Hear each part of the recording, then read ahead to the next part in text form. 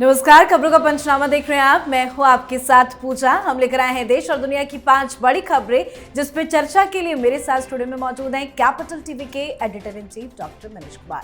Doctor साहब, बहुत बहुत स्वागत है आपका। धन्यवाद। सबसे पहले नजर हेडलाइंस पर। वन नेशन वन इलेक्शन पर मोदी सरकार की लगी मुहर। रामनाथ कोविंद रिपोर्ट को मोदी कैबिनेट से मिली मंजूरी। शीतकालीन सत्र में पेश होगा बिल। जम्मू कश्मीर विधानसभा चुनाव के पहले चरण के लिए बम्पर हुई वोटिंग। 24 सीटों पर डाले गए वोट। लोगों में दिखा जबरदस्त उत्साह। कल श्रीनगर में पीएम मोदी की होगी मेगा रैली। 21 सितंबर को मुख्यमंत्री पद की शपथ ले सकती है आतिशी मार्लेना। एलजी ने राष्ट्रपति को भेजा प्रस्ताव, तो वहीं बहुत जल्द शीश महल खाली करेंगे अरविंद केजरीवाल। राहुल गांधी को आतंकी बताने पर कांग्रेस का आज भारी विरोध प्रदर्शन। रवनीत सिंह बिट्टू पर कार्रवाई की मांग। दिल्ली से लेकर हैदराबाद तक कांग्रेस ने काटा जबरदस्त बवाल। लेबनान में एक के बाद एक फटे जेब में रखे पेजर। विस्फोट से मचा हड़कंप। कईयों की मौत। हॉस्पिटल के बाहर घायलों की भरमार। मोसाद से जुड़ रहे हमलों के तार।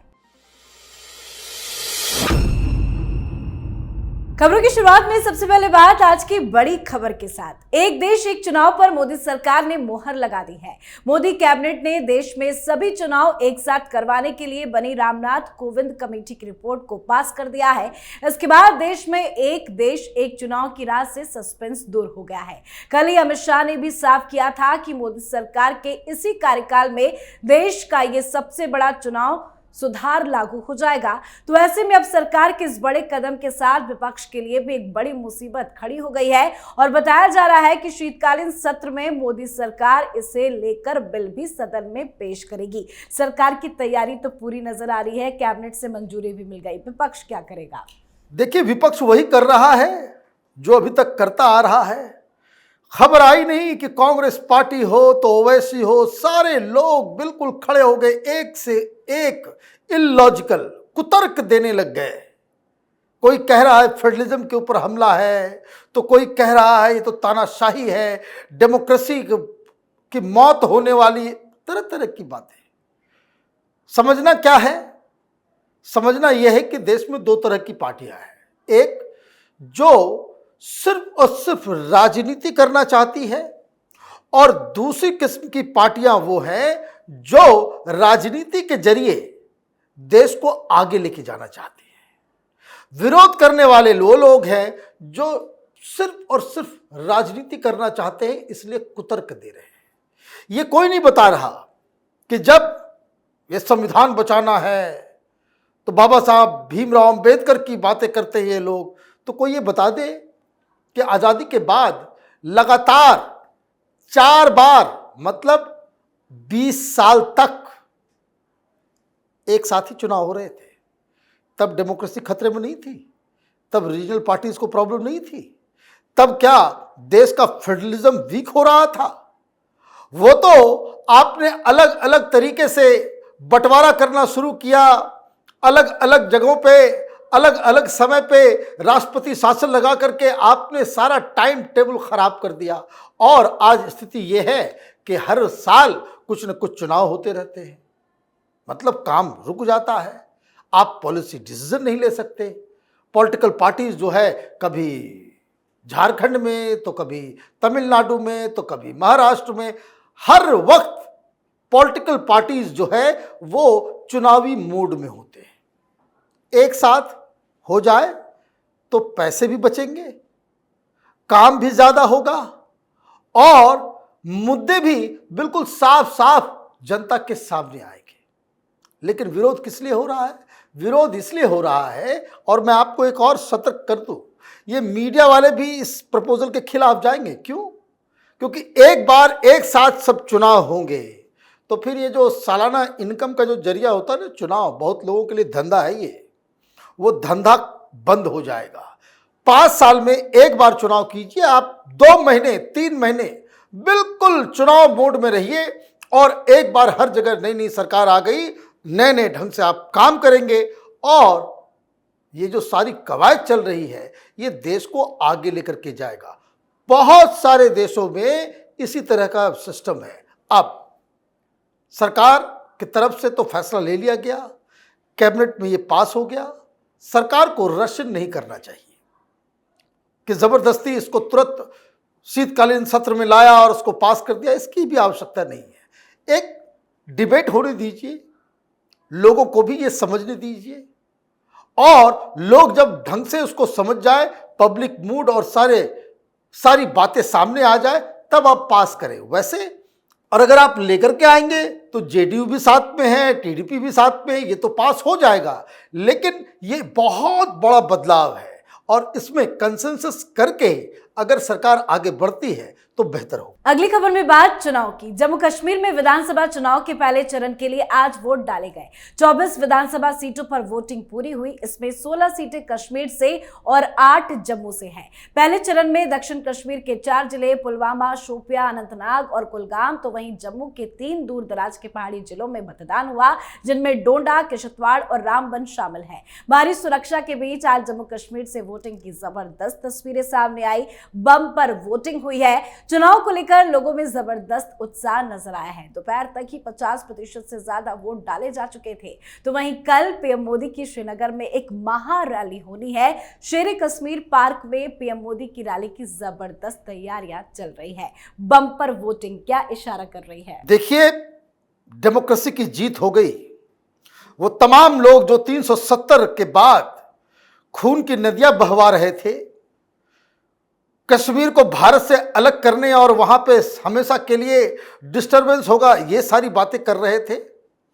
50% से ज्यादा वोटिंग का मतलब है कि उन जगहों पे ये वोटिंग उन इलाकों में हुई है जहां इस तरह की वोटिंग कभी देखी नहीं गई। इतिहास रचा है जम्मू कश्मीर के लोगों ने। और ये जो बम पर वोटिंग है वो बताता है कि इन आम जनता के मन में भारत की डेमोक्रेसी, भारत के चुनाव, भारत के सिस्टम में विश्वास है। और ये मैसेज सिर्फ दिल्ली तक नहीं है, ये मैसेज पूरी दुनिया में जाएगा कि कैसे भारत ने एक बहुत ही सेंसिटिव मुद्दे को डेमोक्रेसी के जरिए सॉल्व किया।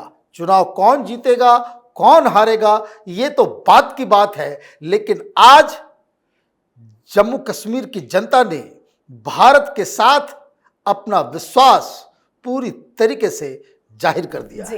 अब बात दिल्ली की राजनीति की। डमी, टेम्पररी और खड़ाऊ सीएम की उपाधि ग्रहण कर चुकी आतिशी मार्लेना 21 सितंबर को सीएम पद की शपथ ले सकती है। उपराज्यपाल ने मुख्यमंत्री अरविंद केजरीवाल का इस्तीफा और आतिशी की तरफ से नई सरकार बनाने का दावा पेश करने का पत्र राष्ट्रपति को भेज दिया है।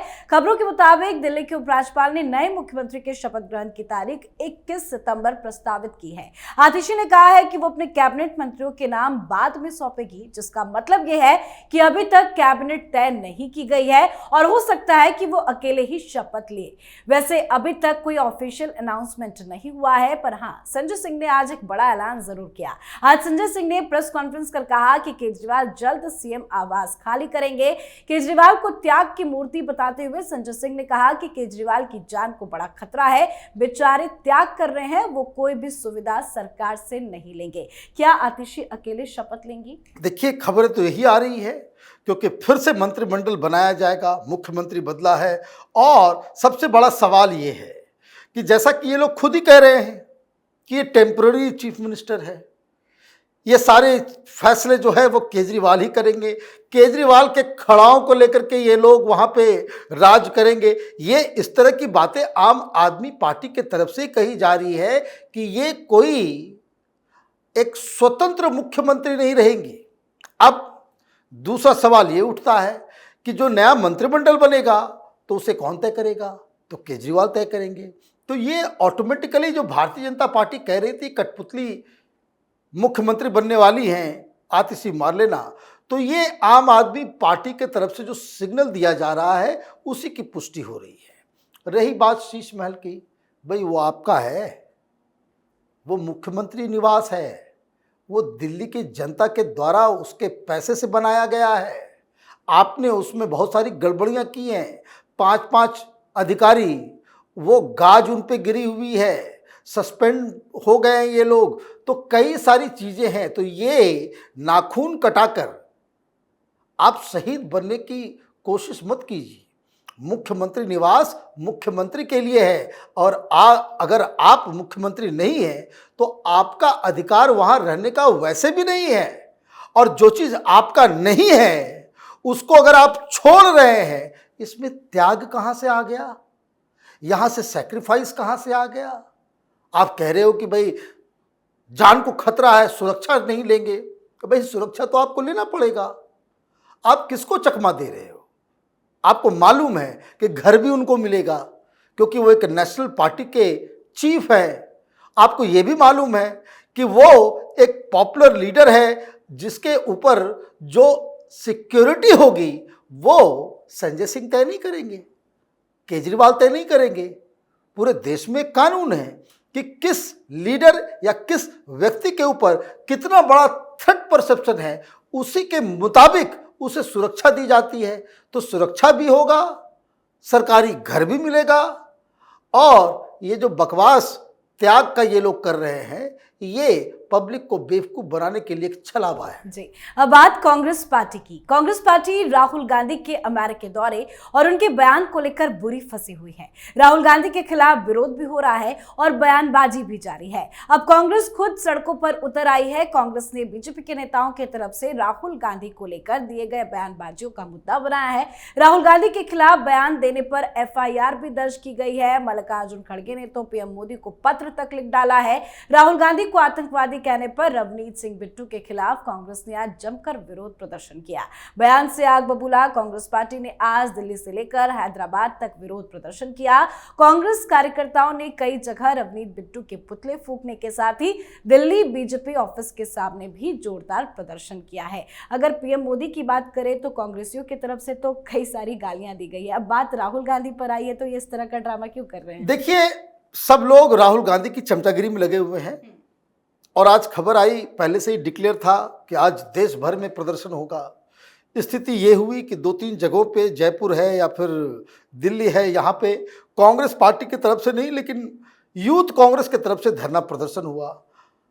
बाद में मालूम चला कि सवेरे सवेरे जब KC वेणुगोपाल को मालूम चला कि बाकी कांग्रेस के लीडर मैदान में नहीं उतरे हैं, तो आप ये समझिए कि सवेरे 10 बजे KC वेणुगोपाल को हर राज्य के लीडर्स को बकायदा इत्तला करना पड़ा, उनको जाकर के फोन करके बताना पड़ा, बकायदा लेटर रिलीज किया गया कि हर राजधानी में कांग्रेस के नेता और वहां के पदाधिकारी धरना प्रदर्शन और प्रोटेस्ट करेंगे। लेकिन यह भी फेल हो गया। इतनी सी बात आपको चुभ गई। आप वहां पे ऐलान उमर के साथ आप मीटिंग करेंगे। ऐसे लोग जो पाकिस्तान के साथ, जो लश्कर तौबा के साथ, जो जैसे मोहम्मद के साथ जिनका साठगांठ है, उनके साथ आप उठ बैठ करेंगे तो क्रिटिसिज्म तो होगा ही। लेकिन हाँ, ये बात कहना जरूर है कि कुछ लोग उस लक्ष्मण रेखा को जो क्रॉस कर रहे हैं कि आतंकी नंबर 1 है या फिर उसकी जीव काट दो, ये कर दो, वो कर दो, इस तरह की भाषा का, इस तरह के प्रपंच का, इस तरह के बयानबाजी का डेमोक्रेसी में कोई जगह नहीं है।